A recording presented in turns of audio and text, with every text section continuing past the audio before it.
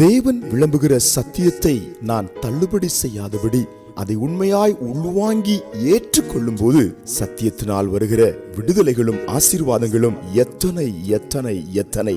சங்கீதம் 40:10 உம்முடைய நீதியை நான் என் இதயத்துக்குள் மறைத்து வைக்கவில்லை, உமது சத்தியத்தையும் உமது ரட்சிப்பையும் சொல்லியிருக்கிறேன், உமது கிருபையையும் உமது உண்மையையும் மகா சபைக்கு அறிவியாதபடிக்கு நான் ஒழித்து வைக்கவில்லை. அன்புக்குரியவர்களே, நம்முடைய வாழ்க்கையை ஆசீர்வாத தளமாக மாற்றுகின்ற, மேன்மையின் மையமாக மாற்றுகின்ற, பிரசன்னம் நிறைந்த ஸ்தானமாக மாற்றுகின்ற வேத வசனத்தின் மகத்துவத்தை, வேத சத்தியத்தின் மகத்துவத்தை நான் ஒழித்து வைக்காதபடி, அதை மறைத்து வைக்காதபடி, அதை மறுதலிக்காதபடி, அதை நான் சொல்ல வேண்டிய ஸ்தானத்திலே சொல்லி எனக்கு பிரயோஜனம் உண்டாக, சபைக்கு பிரயோஜனம் உண்டாக, மற்றவர்களுக்கு பிரயோஜனம் உண்டாக அதை பிரஸ்தாபம் பண்ணினேன் என்று தாவீது சொல்லுகிறார். அதை அப்படி அவர் செய்ததினால தான் அவருடைய வாழ்க்கை மிகுந்த ஆசீர்வதிக்கப்பட்ட ஒரு அருமையான கனி நிறைந்த தோட்டம் போன்ற வாழ்க்கையாய் மாறினது.